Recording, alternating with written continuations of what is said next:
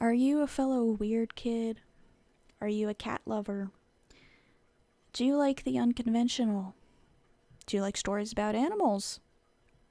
Are you perhaps a furry? Or are you just curious? All are welcome here on the Cat Tales Warrior Cats podcast. Hello, my name is Coffee. I am a longtime fan of the Warrior Cat series and fellow weird kid in their early 20s.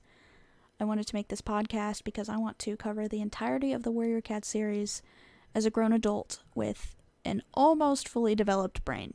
I've been in the Warrior Cats fandom for a really long time. I think like 15 years. I started reading the books when I was 9 years old. The first one, Into the Wild, which is the one we'll be starting with, was released on January 21st, 2003, which is 2 years after I was born. I'm a little bit older than the series, and yet there are 113, probably more now, 113 books in this series and 9 bonus stories. It's a really long series. It's written by an author called Erin Hunter.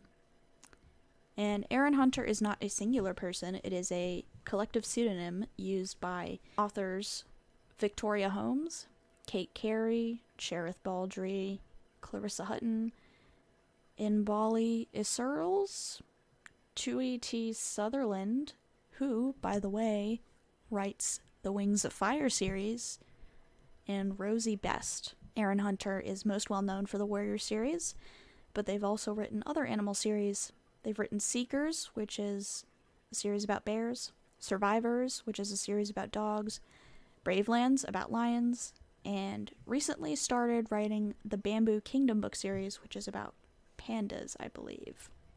And then here's a little backstory about how the Warrior Cat series got started. In 2003, HarperCollins Publishing asked Victoria Holmes to write a fantasy series about feral cats, but not being a reader of fantasy, she was less than enthusiastic despite her love of cats. After writing one storyline, Kate Carey was brought in to write the book as Holmes went behind the scenes to supervise details and edit the book. When the third Warriors book, Forest of Secrets, was being drafted, Cherith Baldry joined the Erin Hunter team. Tui T. Sutherland wrote the first Warriors Field Guide and became the fourth person under the name. The name Erin Hunter was chosen for several reasons. If the authors used all of their own names, the books would be placed in different locations in a library, making them hard to find. Additionally, they wanted to pick a surname that would place the books very close to the Redwall series by Brian Jacques, which is a book series with a similar plot to Warriors. Shout out to anyone who's read any Redwall books. I think I read a few when I was very young, and I enjoyed them very much. One of the authors suggested Hunter, and the others felt that it was perfect, because not only did it place the book series close to Jacques, but it evokes the image of a cat. Victoria Holmes suggested Erin because it was one of her favorite names, and it was accepted for being a strong Celtic name and not particularly girly. I feel like, yes, Erin doesn't sound particularly girly if you don't know how it's spelled, but it's spelled E-R-I-N, which is a very, female name, at least according to gender norms and naming conventions of society. We live in a society. I don't know what the name being Celtic has to do with anything.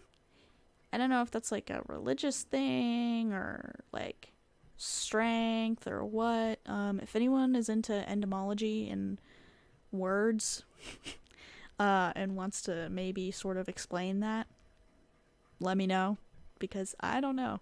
Most of the authors are British, and there's a few who were born in other countries, but it's mostly British, and the setting of Warrior Cats is actually based on a real place in Britain. It's a fictional forest, so it's not set in England in particular, but it's inspired by a forest called New Forest in England, Loch Lomond, the Forest of Dean, and the Scottish Highlands. I don't want to give much more information because I don't want to spoil the books, because the first book sort of explains a lot for you. But yeah, if this is interesting to you and you've never read the books before, that's great, because I am going to take you through the books in release order. I'm just going to be taking you through and giving commentary, explaining things as I go, if the book itself doesn't explain things.